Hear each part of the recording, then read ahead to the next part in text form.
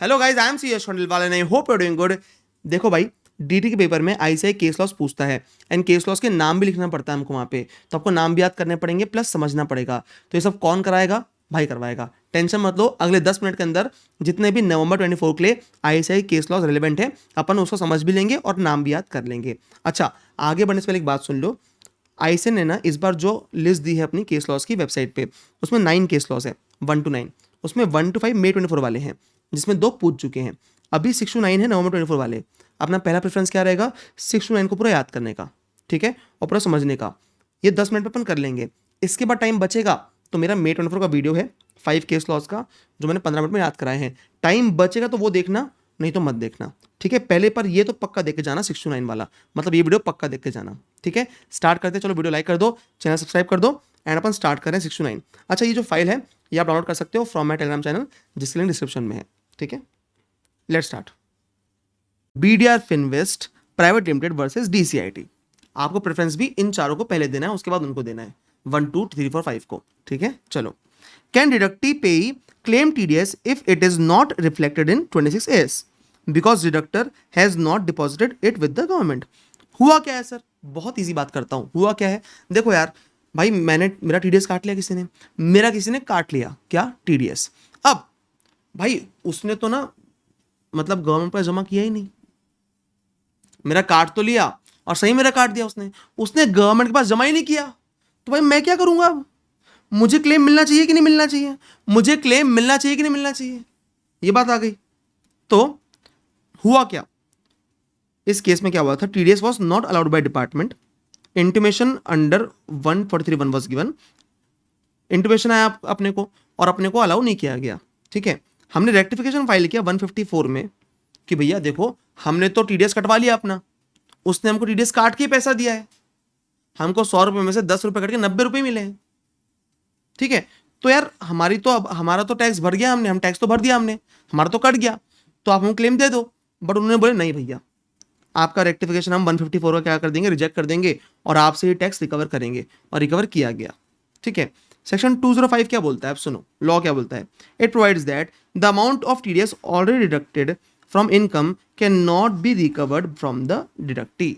जिसका टीडीएस कटा है उससे आप टैक्स नहीं ले सकते भैया, जो टीडीएस कट चुका है उसका, ठीक है। देखो, अब मैं जिसका कटा है, ठीक है, मेरा टीडीएस कट चुका है, तो यार मैंने कुछ गलती की क्या? नहीं। तो डिडक्टर है जिसने काटा टीडीएस, गलती किसकी? उसकी है। उसने गवर्नमेंट के पास जमा नहीं कराया। गवर्नमेंट ने काम किसको दिया था? उसको। गवर्नमेंट ने काम किसको दिया था? उसको। He is the agent of the government.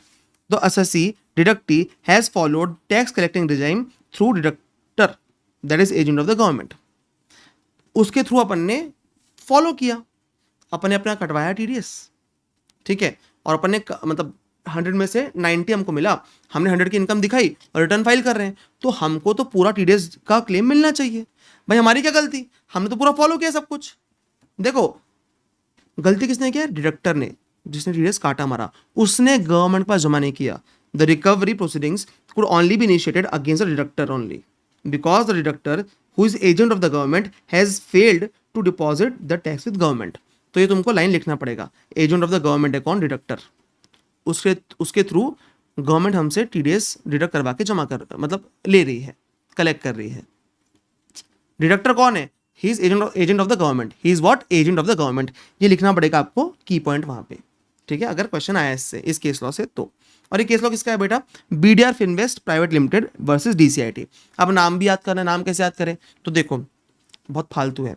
BDR मतलब बॉर्डर, बॉर्डर पे इन्वेस्ट नहीं करूंगा मैं, फिनवेस्ट करूंगा। फिनवेस्ट मतलब फाइनेंशियली इन्वेस्ट, ठीक है। देखो, बहुत स्टूपिड लगने वाला है, अगले 9 आपको जो मैं याद कराऊंगा ना, बहुत स्टूपिड लगने वाले हैं, बट आपको याद होने वाले हैं पक्का पक्का, ठीक है। मैं बॉर्डर पे इन्वेस्ट नहीं करूंगा, बॉर्डर पे फिनवेस्ट करूंगा। बॉर्डर पे फिनवेस्ट मतलब बीडीआर फिनवेस्ट, और मैं बॉर्डर पे कर रहा हूं, इसलिए मुझे मेरा क्लेम मिल जाएगा टीडीएस का। इसलिए मुझे मेरा क्लेम टीडीएस का मिल जाएगा, जो टीडीएस मेरा कटा है ना, उसका मुझे क्लेम मिल जाएगा। तो तुमको अब कंसेप्ट भी याद हो गया और नाम भी याद हो गया। क्या करना है? बॉर्डर पे क्या करना है? इन्वेस्ट नहीं करना है, फिनवेस्ट करना है। क्या करना है? फिनवेस्ट। क्या करना है? बॉर्डर पे फिनवेस्ट करना है। बॉर्डर मतलब बीडीआर, बीडीआर मतलब बॉर्डर, यो, ठीक है। अब नेक्स्ट है बेटा, भारतीय सेलुलर लिमिटेड वर्सेस एसीआईटी, ठीक है। इसमें क्या बोला जाता है, are cellular mobile telephone service providers required to deduct TDS under 194H on the discount provided by them on MRP of startup kits and recharge vouchers. ठीक है, अब ना ये क्या बोलता है केस लॉ, बहुत बड़ा पॉइंट लिखा है इसमें, मैं आपको इजीली समझाता हूँ। ठीक है, अब देखो, अब वो स्टार्टअप किट आती है जियो की, ठीक है, वो 200 रुपये की आती है, 200 रुपये की। अब 200 एमआरपी उसकी, अपने को 200 की आती है, पर जो भारती सेलुलर है वो 150 में बेचता है डिस्ट्रीब्यूटर को, और डिस्ट्रीब्यूटर क्या करता है 180 190 में बेचता है रिटेलर को। ठीक है, तो डिस्ट्रीब्यूटर क्या कर रहा है, ये कमीशन कमा रहा है, डिस्ट्रीब्यूटर क्या कर रहा है, कमीशन कमा रहा है। हम डिस्काउंट दे रहे हैं उसको 150, 180 माइनस 150, जो कमीशन कमा रहा है बीच का, क्या उसमें हमको 194H में टीडीएस काटना पड़ेगा क्या? पॉइंट ये है, वो जो बेच रहा है 180 पे या 190 पे रिटेलर को, और रिटेलर हमको बेच रहा है 200 रुपये में, रिटेलर हमको दे रहा है 200 रुपये में, 200 रुपीज़ में। ठीक है, तो अब क्या भारती सेलुलर को इस जो डिफरेंस है, जो एक कमीशन कमा रहा है डिस्ट्रीब्यूटर, उस पर टीडीएस काटना पड़ेगा क्या 194H में? ये क्वेश्चन है। तो आ जाओ, TDS under 194H is deducted when there is a principal and agent relationship. 194H कब कटता है? जब प्रिंसिपल और एजेंट का रिलेशनशिप होता है। Distributor and agents are different, distributor अलग होते हैं, एजेंट अलग होते हैं भैया। अब डिस्ट्रीब्यूटर क्या करता है, एजेंट क्या करता है, एजेंट बोलता है आप गुड्स दो, मैं भेज दूंगा, जितना कमीशन बोलोगे आप उतना कमीशन मैं रख लूंगा अपना, एक फिक्स कमीशन होता है। डिस्ट्रीब्यूटर ऐसा नहीं होता, डिस्ट्रीब्यूटर बाय गुड्स करता है ऑन हिज ओन अकाउंट, खुद परचेस करता है, and sale in his own territory, और प्रॉफिट कितना कमाता है, sale price minus purchase price. अब डिस्ट्रीब्यूटर ना किसी रिटेलर को 180 में बेच सकता है, 190 में बेच सकता है, जो उसका मन।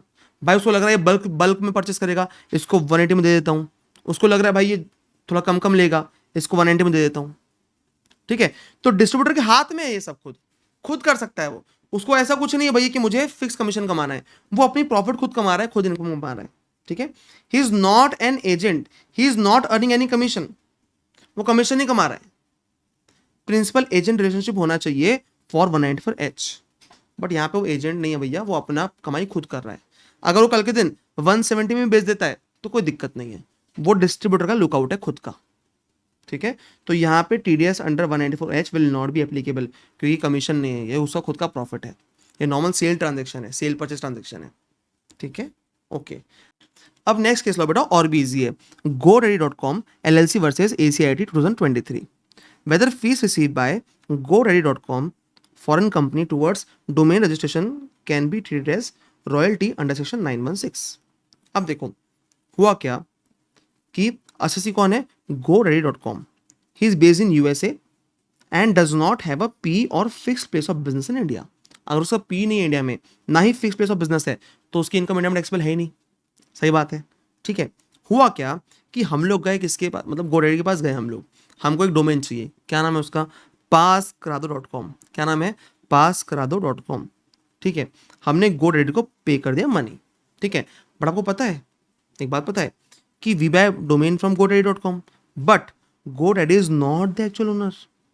भैया वो ओनर ऑफ डोमेन नहीं है, असली ओनर कौन है पता है, owner is registrar, that is ICANN, internet corporation for assign names and numbers.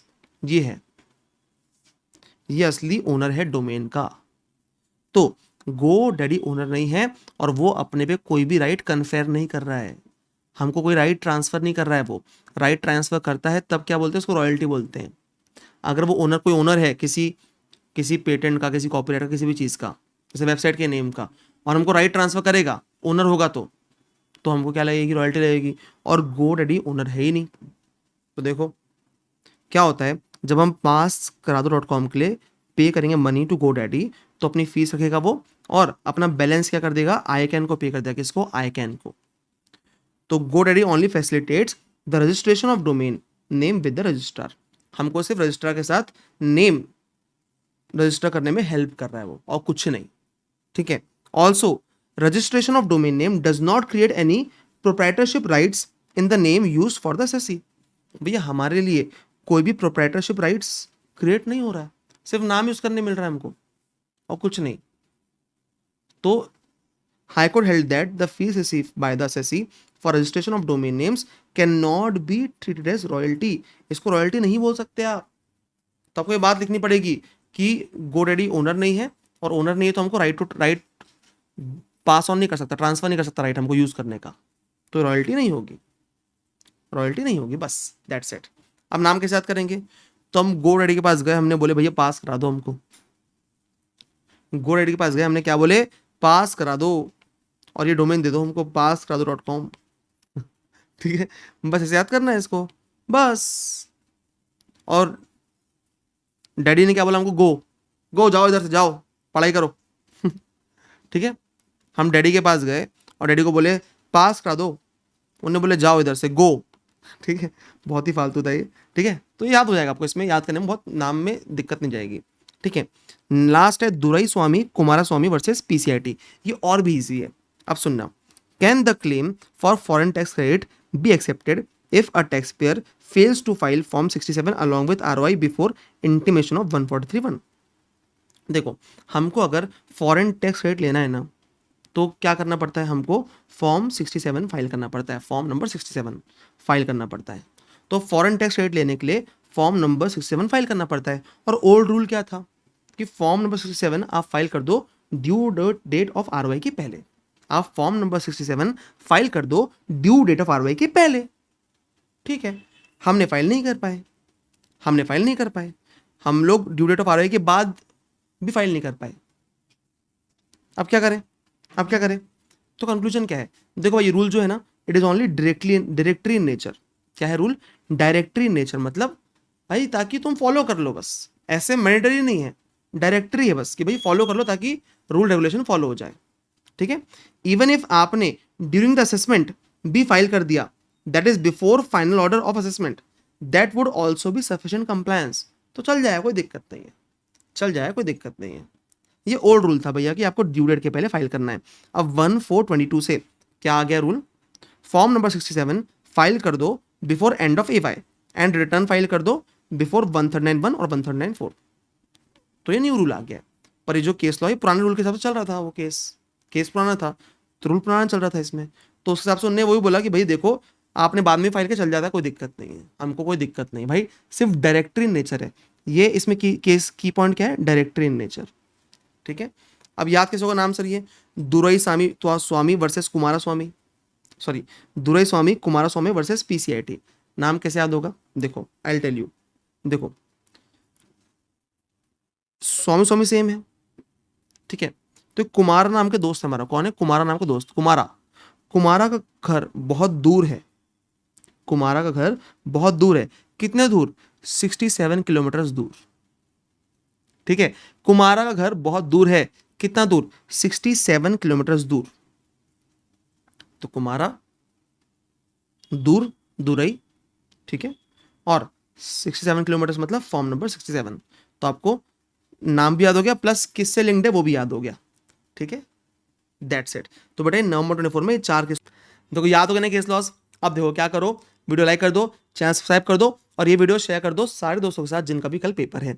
अच्छा, अगर आपके पास टाइम बचेगा तो May 24 वाले 5 भी कर लेना याद, ठीक है, नहीं तो ये सफिशिएंट है। ओके, और मुझे कमेंट में बताओ कैसा लगा और क्या चाहिए बताओ, मैं करवा के दूंगा आपको पेपर के पहले। ठीक है, चलो, ऑल द बेस्ट।